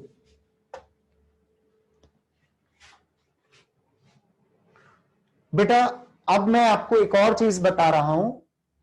जब आपको एक होमवर्क मिलेगा तो you will get a list of many molecules and ions, जिसमें आपको सिर्फ आंसर ये वाले निकालना रहेंगे. क्वेश्चन में क्लियरली मेंशन्ड है कि आप सेंट्रल एटम का हाइब्रिडाइजेशन का टाइप निकाले, उस पर लोन पेयर है क्या ये चेक कर लें, और shape of the molecule decide कर लें. ये 3 चीजें करनी है आपको. मैं ये क्लियरली इसलिए बोल रहा हूं क्योंकि अभी होगा क्या, जैसे एग्जांपल लेते हैं NF3 का.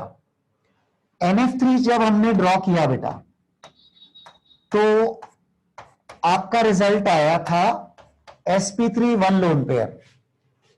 पर 1 लोन पेयर ऑन व्हाट बेटा? 1 lone pair is on the central atom. Question पूछने वाले तो स्मार्ट होते हैं, आपको पता ही है, और स्पेशली जो जेई लेवल के क्वेश्चन आते हैं वो तो बहुत स्मार्ट तरीके से पूछे जाते हैं बेटा. क्वेश्चन में हल्का सा एक वर्ड ट्विस्ट दे देता है जिस पर कई बार हमारा ध्यान नहीं जाता.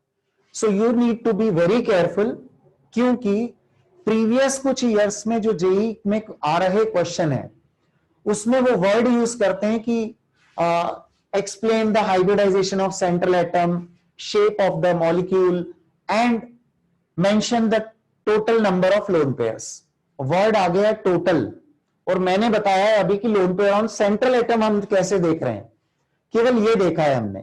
So you have to be careful. उसके लिए आपको प्रैक्टिस लगेगी कि जैसे ये पिरामिडल शेप है, अब हम ये भी जानते हैं कि फ्लोरीन हैलोजन है, जिसने अपना यदि एक इलेक्ट्रॉन यूज किया तो 3 अभी और बची हुई पेयर होंगी ना बेटा, 6 और बचे हुए हैं उसके इलेक्ट्रॉन। तो इस मॉलिक्यूल की टोटल लोन पेयर तो अब हो गई 10 टोटल लोन पेयर। और पिछले कुछ 3-4 साल में टोटल लोन पेयर पर बेस्ड क्वेश्चंस रिपीटेडली आ गए। पहले सेंट्रल एटम पर बेस्ड होते थे, काफी समय तक क्वेश्चन मेनली सेंट्रल एटम पर बेस्ड होते थे, क्योंकि shape is governed by central atom. जितनी लोन पेयर सेंट्रल एटम पर आ रही है उसको हम हाइब्रिडाइजेशन से रिलेट करके शेप निकालते हैं। तो केवल जहां जहां पर आपको अवेयर रहना है वो पॉइंट्स मैं बता रहा हूं। POCl3 में जैसे कुछ स्टूडेंट्स ने गलती की, बॉन्डेड एटम यहां पर 4 लेने हैं, because phosphorus is the central atom और उससे जुड़ने वाले सारे एक जैसे नहीं है, तो कहीं हम मिस ना कर जाएं ये वाली बात। So be careful. I'll add a few more things about all such points. अब जब आप शेप ड्रॉ करोगे, ठीक है, ये कैलकुलेशन से इतने रिजल्ट्स तो आपके आ जाएंगे जितना मैंने व्हाइट पेन से लिखा हुआ है। कैलकुलेशन के बाद जब आप स्ट्रक्चर को ड्रॉ करोगे उसमें लगेगी थोड़ी प्रैक्टिस बेटा, कॉन्सेप्ट्स लगेंगे, प्रैक्टिस लगेगी। जैसे I take the example of XCOF2। सुनना, जब इसको आप ड्रॉ करेंगे तो आपको कहां केयर रखनी है, कहां पर केयरफुल रहना है। हाइब्रिडाइजेशन sp3d यानी 5 ऑर्बिटल है इस एटम के जो हाइब्रिडाइज हुए हैं।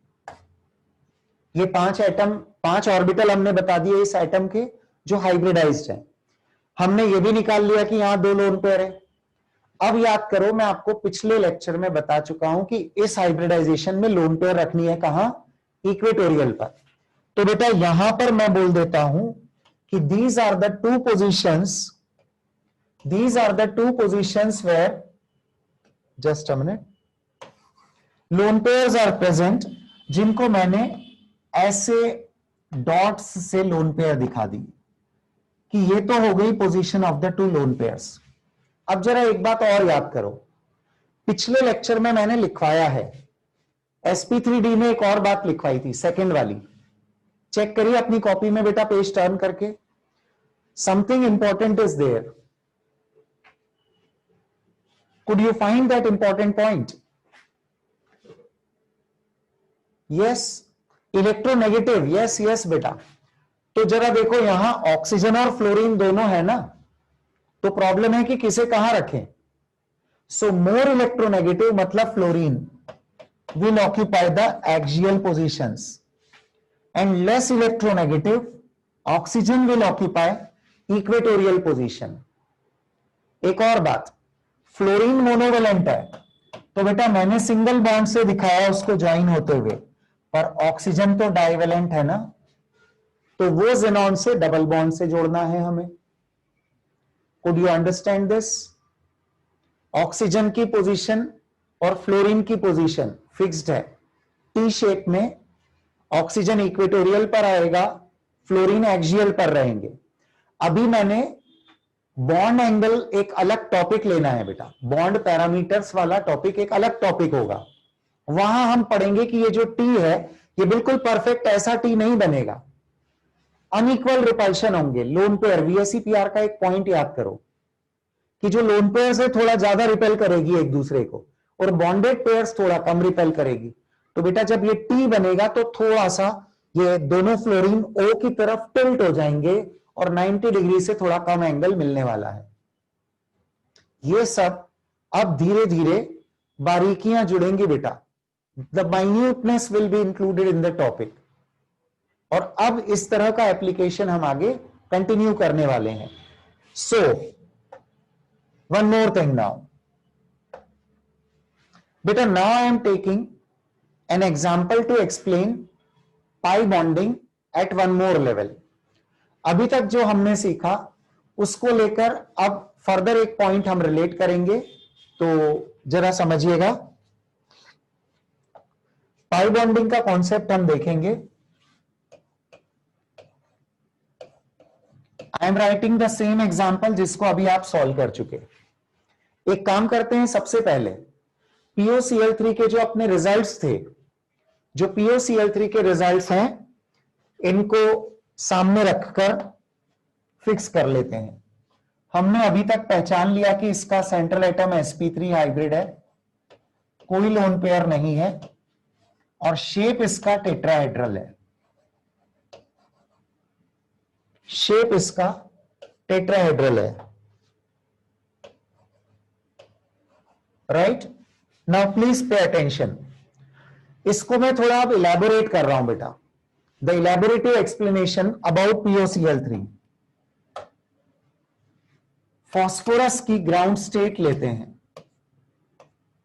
जिसमें इसका कॉन्फ़िगरेशन सिर्फ वैलेंस शेल बता रहा हूं मैं यहां पर 3s2 3p3 है। अभी POCl3 में फास्फोरस 5 बॉन्ड बना रहा है। कैसे?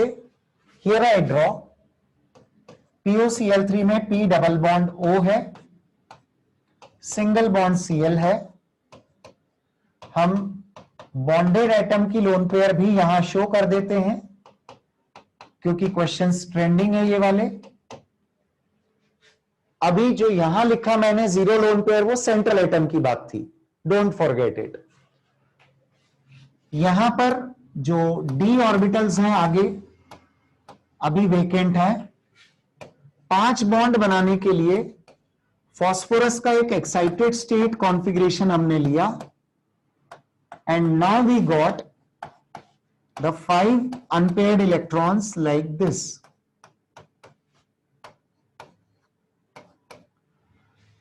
अब आपका कंक्लूजन ये वाला मैं यूज करूंगा बेटा, sp3 वाला। यानी हमारा कैलकुलेशन तो ये बताता है कि यहां एक s और 3 p ऑर्बिटल्स की मिक्सिंग हुई। 4 की मिक्सिंग के बाद नए कितने बनेंगे? 4। तो बेटा ये जो चारों ऑर्बिटल अब मिक्सअप हो जाएंगे तो ये वाले चारों बॉन्ड सिग्मा बॉन्ड बनाएंगे बेटा, ये वाले ऑर्बिटल और electron. So the sigma bonds formed here,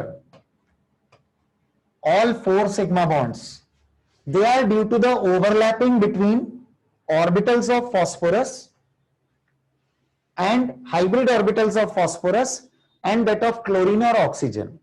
sigma bond formation. एक खास बात दिख रही है, यहां ऑक्सीजन के साथ फास्फोरस ने डबल बॉन्ड बनाया है। So we know that the double bond has 1 sigma and another pi bond.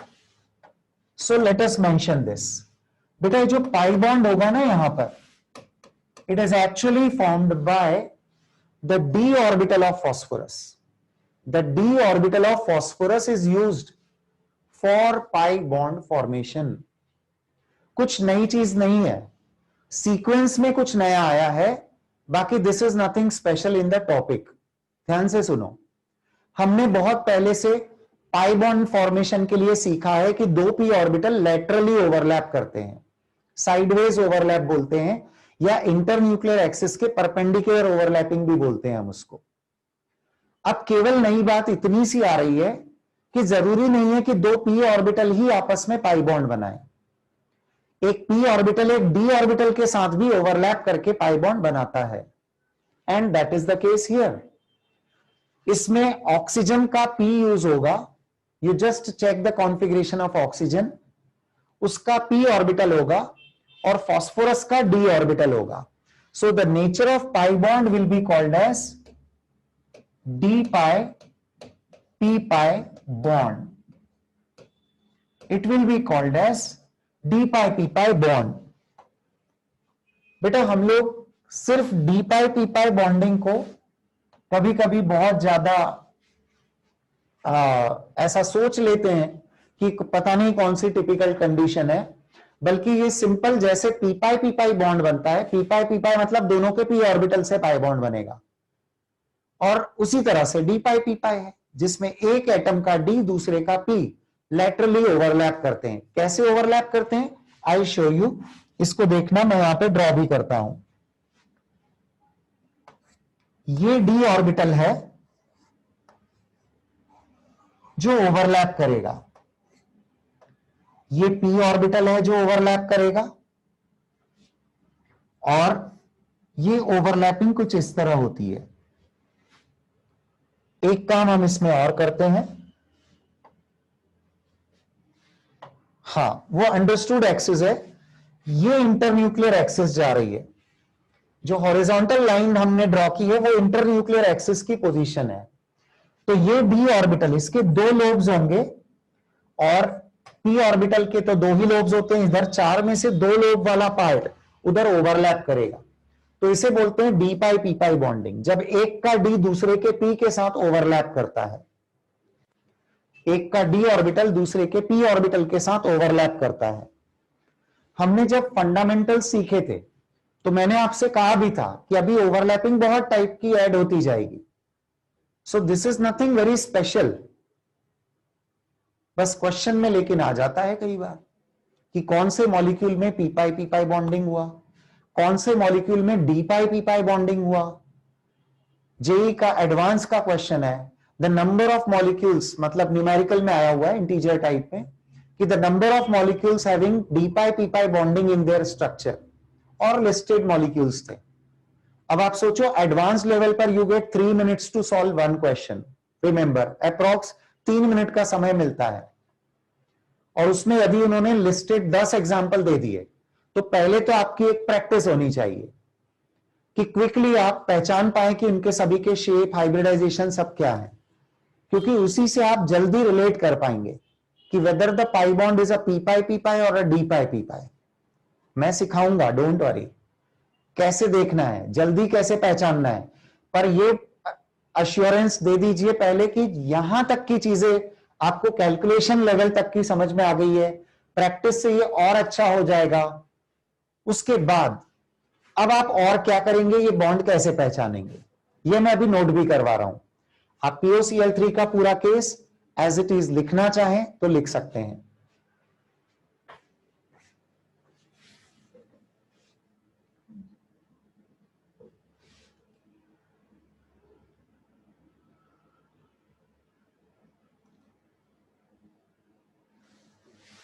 किसी को कुछ पूछना है तो बताइए।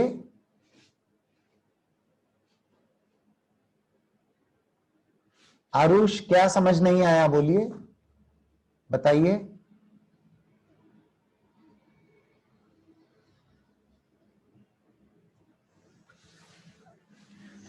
श्रेय, यदि आप डी ऑर्बिटल्स के बारे में जानते हैं, ओरिएंटेशन यदि आपने एटॉमिक स्ट्रक्चर में सीखा हो, तो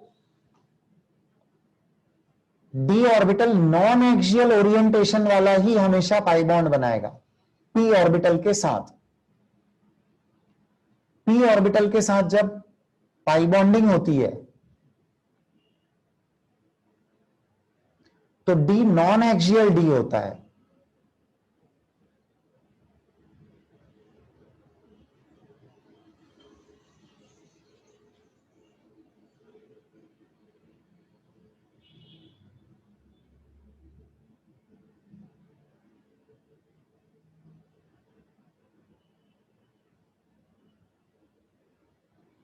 Krrish, number of lone pairs पूछे जाएंगे तो ये पूछा जाता है वहां पर, सेंट्रल एटम है या टोटल है, और नहीं यूज किया है वर्ड तो टोटल ही मानकर चलिए आप।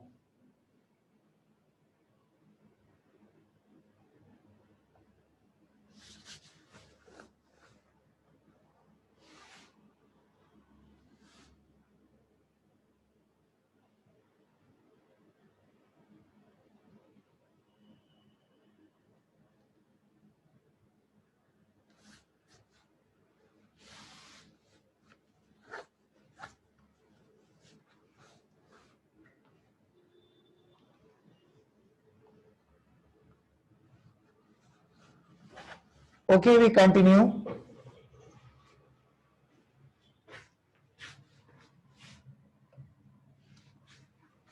अब सवाल एक फाइनली ये आ रहा है, होना चाहिए आपके माइंड में एक प्रॉब्लम होनी चाहिए कि ये पी पाई और डी पी पाई बॉन्डिंग हम कैसे पहचानेंगे। ठीक है, जैसे आपने स्ट्रक्चर ड्रॉ कर लिया, शेप तक आप पहुंच गए थे, उसके बाद में आपने जब स्ट्रक्चर ड्रॉ किया तो मोनोवेलेंट डाइवेलेंट एटम्स आपको पता है कि किसको सिंगल बॉन्ड से जोड़ना है, किसके बॉन्ड डबल बनाना है, यहां तक भी आप पहुंच जाते हैं। और उसके बाद में एक प्रॉब्लम बचेगी कि पी पाई और डी पाई बॉन्ड्स को पहचानना कैसे है। It's very simple. पहली चीज, यदि बेटा हमारे examples carbon double bond carbon, carbon triple bond carbon, carbon double bond oxygen, carbon triple bond nitrogen, nitrogen double bond oxygen, nitrogen triple bond oxygen, कोई भी केस हो, बची हुई वैलेंसी से अभी हमें मतलब नहीं है, ऐसे कोई भी केसेस हो जो अभी सामने दिख रहे हैं बेटा, इनमें से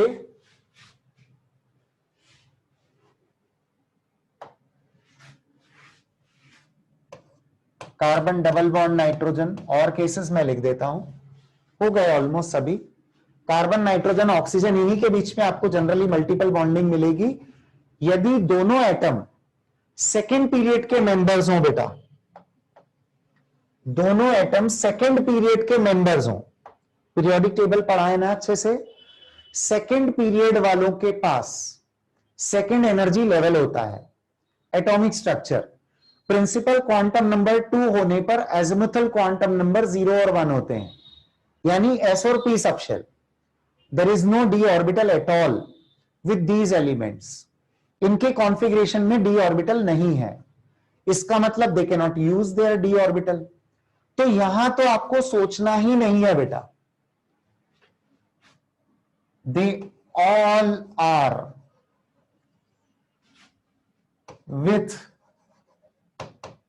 पी पाई बॉन्ड। इतना आसान है। पहले तो इन सभी में जो बॉन्डिंग का पैटर्न है पाई बॉन्डिंग का, they all are with p pi bonding. Second period का मेंबर हो, दोनों एटम्स जो बॉन्डेड हैं वो दोनों एटम्स सेकेंड पीरियड के हैं, तो वह pi bond p pi bond ही होगा। It is never a d pi p pi bond.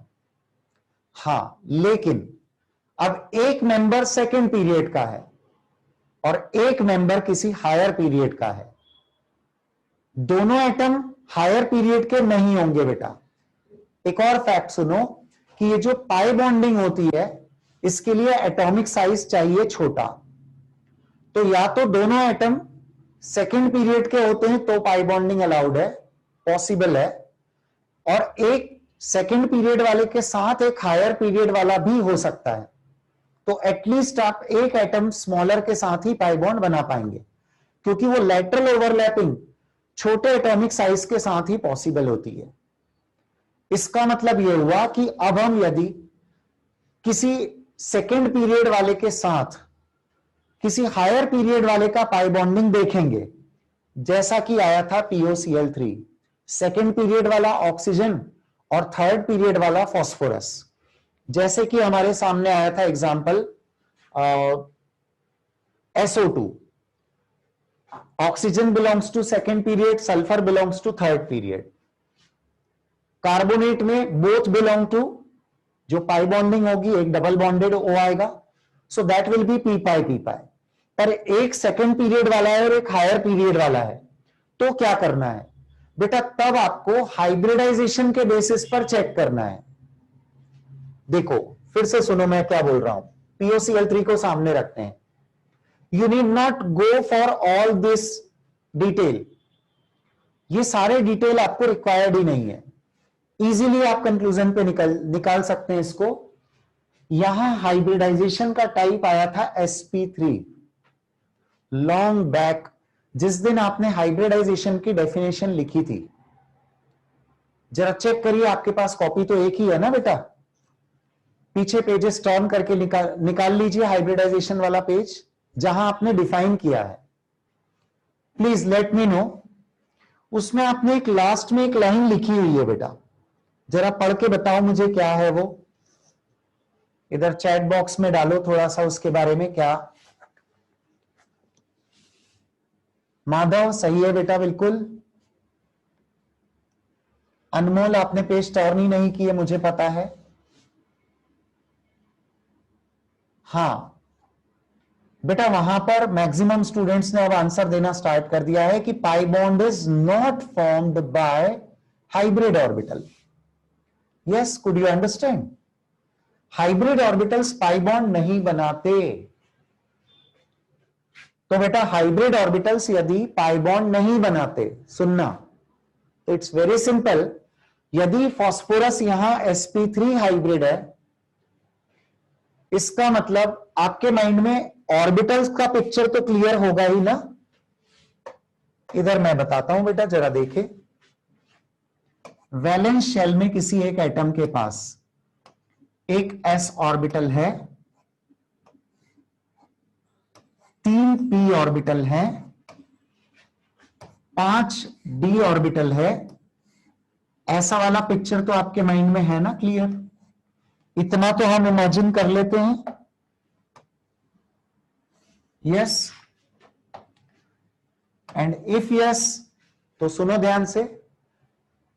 एक एटम जो हायर पीरियड वाला है, फास्फोरस, सल्फर, जेनॉन, कोई भी हो, यदि वो हायर पीरियड का मेंबर है, तो उसके सेंट्रल एटम होने पर उसकी हाइब्रिड स्टेट आपने चेक की, तो बेटा यदि वह sp3 हाइब्रिड आ रहा है, तो यहां तक के ऑर्बिटल्स तो पाई बॉन्ड में यूज ही नहीं होंगे.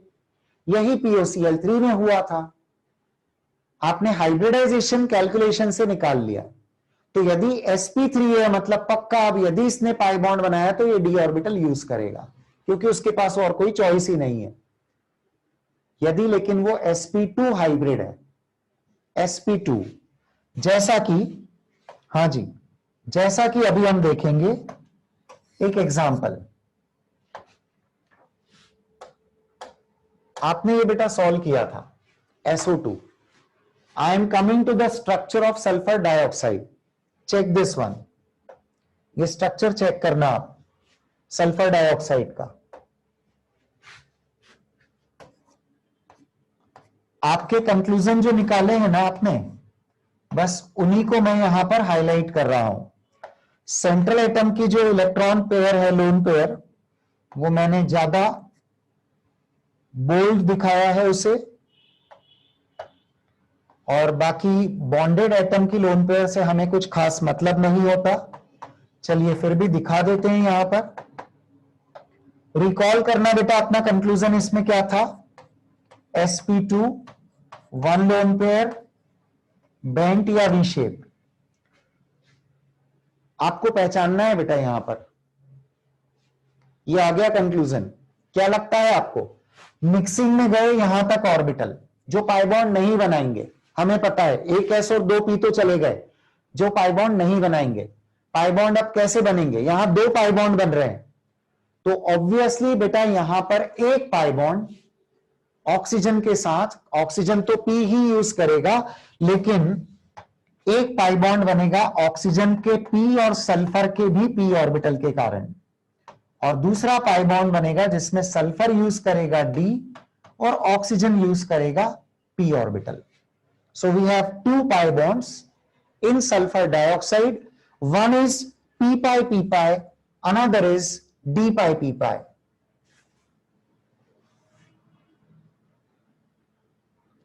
मैं रिपीट करूंगा बेटा, नथिंग टू वरी. लेकिन पहले आप जरा सोचिए एक बार कि मैंने क्या क्या चीज बता दी. इन शॉर्ट, आप कैसे पहचान पाएंगे कि कोई बॉन्ड पाई बॉन्ड में कौन सा है?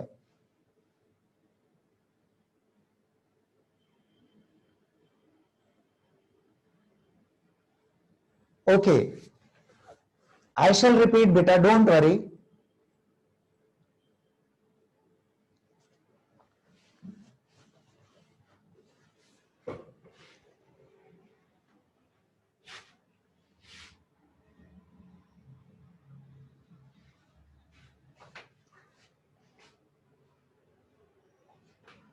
ये वाली चीज फ्रीज कर दी है हमने कि यदि 2 कार्बन, एक कार्बन एक ऑक्सीजन, कार्बन और नाइट्रोजन, नाइट्रोजन और ऑक्सीजन, ऐसे एटम्स आपस में कभी भी पाई बॉन्डिंग करेंगे तो कुछ भी नहीं सोचना वहां. तो ठीक है, एक पार्ट फिक्स्ड है कि इन सारे केसेस में तो पाई बॉन्डिंग हमेशा p pi होगी.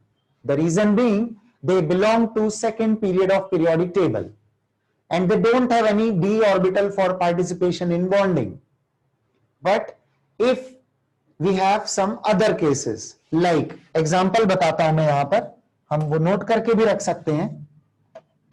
If we have p double bond O, s double bond O, xenon double bond O, if we have this kind of cases, or any other can also be there, like if we have say sulfur double bond nitrogen, or some similar case sulfur triple bonded with nitrogen. There are some compounds known in this manner, that's why I have mentioned all these cases, etc. Or even we can have halogens also, chlorine bonded with oxygen with double bond.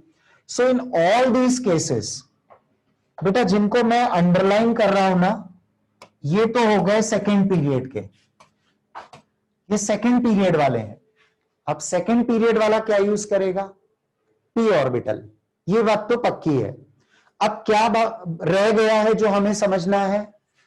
ये atom जो दूसरे वाले हैं, ये कौन सा use करेंगे orbital pi bond बनाने के लिए? It's very simple now. अब ध्यान से सुनना, जो आप लोगों ने मिस कर दिया होगा. अब आपको देखना है कि ये वाले एटम्स कौन सी हाइब्रिड स्टेट में है, ये वाले एटम्स का हाइब्रिडाइजेशन क्या है, ये आपको चेक करना है. अच्छा,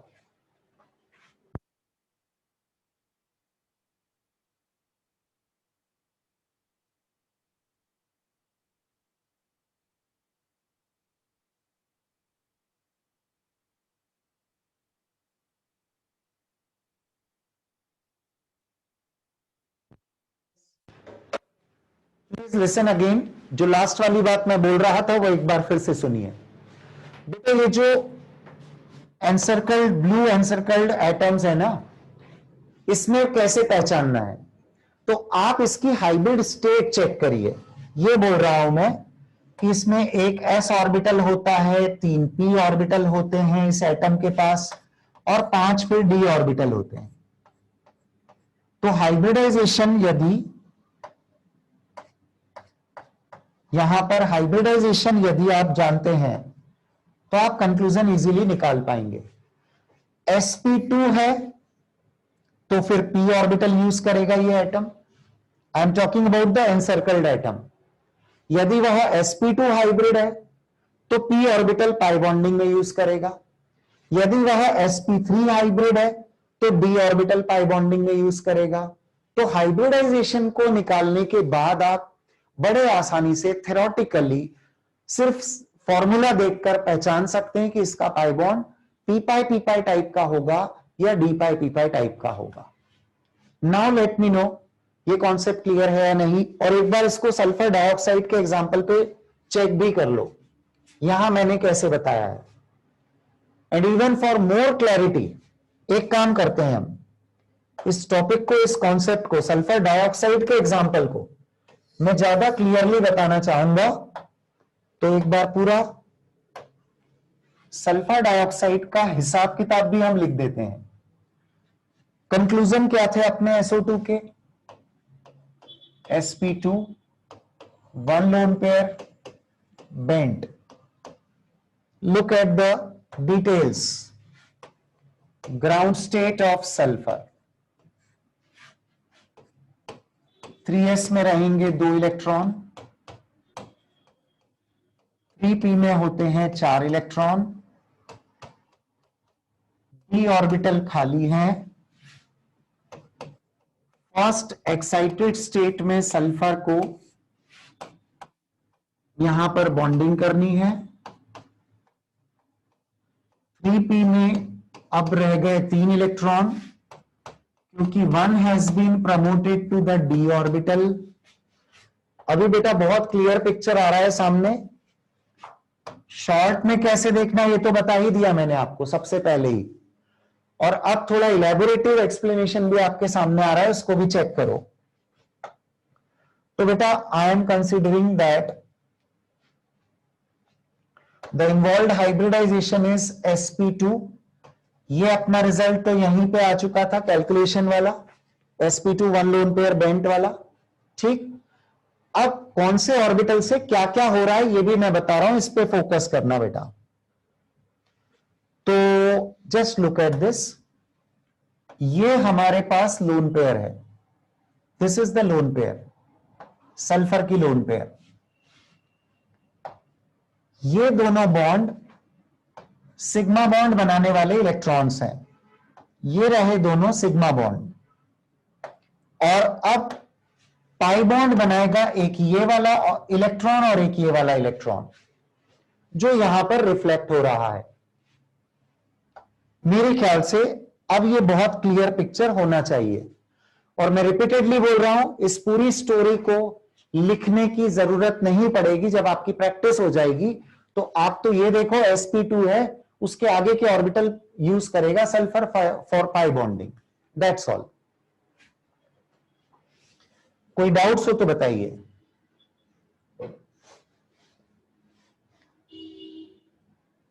बेटा Ashwin, I was repeating only, अभी रिपीटेशन ही चल रहा था।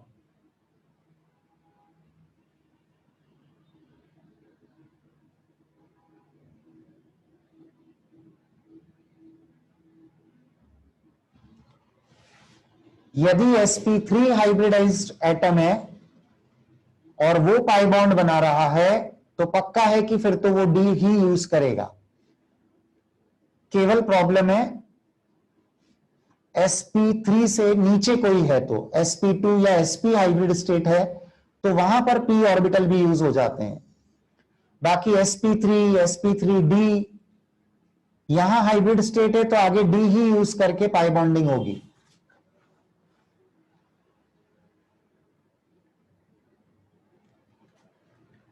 बुरानुद्दीन बेटा, ये प्रमोट तब होता 3s इलेक्ट्रॉन जब सल्फर को 6 वैलेंसी 6 बॉन्ड बनाना होते, यहां 4 बना रहा है ना। So this can be explain by using first excited state. पिछली बार एक SF6 देखा था हमने एग्जांपल, वहां हम सल्फर को सेकेंड एक्साइटेड स्टेट में लेकर गए थे।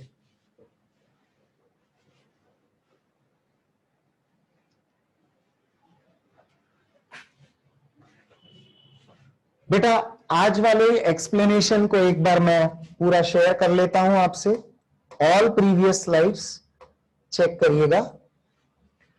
आज हमने बात स्टार्ट की थी, पूरा कंक्लूजन हाइब्रिडाइजेशन का निकाला था, जो स्क्रीन पर अभी आप देख पा रहे हैं। ये एनसर्कल्ड है हाइब्रिड ऑर्बिटल्स का नंबर, रेगुलर शेप और लोन पेयर आ जाने से शेप का क्या होगा, उसके रिप्रेजेंटेशंस मैंने आपको ऐसे दिए थे। 2, 3, 4 और 5 हाइब्रिड ऑर्बिटल्स के केसेस अभी स्क्रीन पर हैं। ये वाले 6 और 7 ऑर्बिटल्स के केसेस हैं। अगला केस हमने अब सीखा था कि कैसे किसी मॉलिक्यूल के सेंट्रल एटम की हाइब्रिडाइज्ड स्टेट निकाली जाए, लोन पेयर देखी जाए, शेप आइडेंटिफाई किया जाए। कुछ एग्जाम्पल्स मैंने आपको समझाए।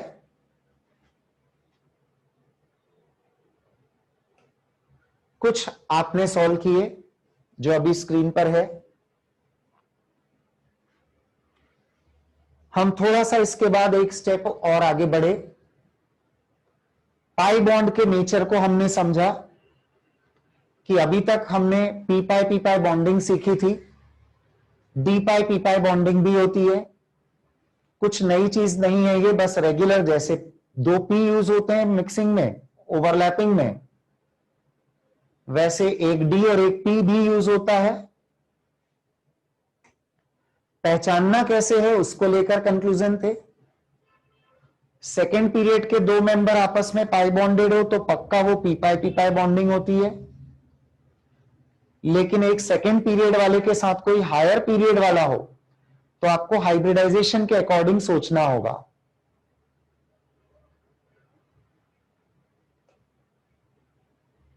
एक सल्फर डाइऑक्साइड का एग्जाम्पल मैंने आपको डिटेल में बताया है, एक POCl3 का भी एग्जाम्पल डिटेल में बताया है। सल्फर डाइऑक्साइड में खास बात आई कि यहां 2 पाई बॉन्ड में एक पी पाई बॉन्ड है और एक डी पाई बॉन्ड है। बेटा अब इसके बाद में you will get a homework, जिसमें आज वाले पूरे डिस्कशन के आपको कंक्लूडिंग पॉइंट्स यूज करने हैं, और अगले लेक्चर में होमवर्क आपका कंपल्सरीली पूरा करके रखिएगा, क्योंकि आगे का टॉपिक पूरा कनेक्टेड टॉपिक है। So I will send you the homework in your respective groups, और अगले लेक्चर में होमवर्क का डिस्कशन भी होगा। आज इतने पर ही रोकते हैं टॉपिक को। Thank you very much.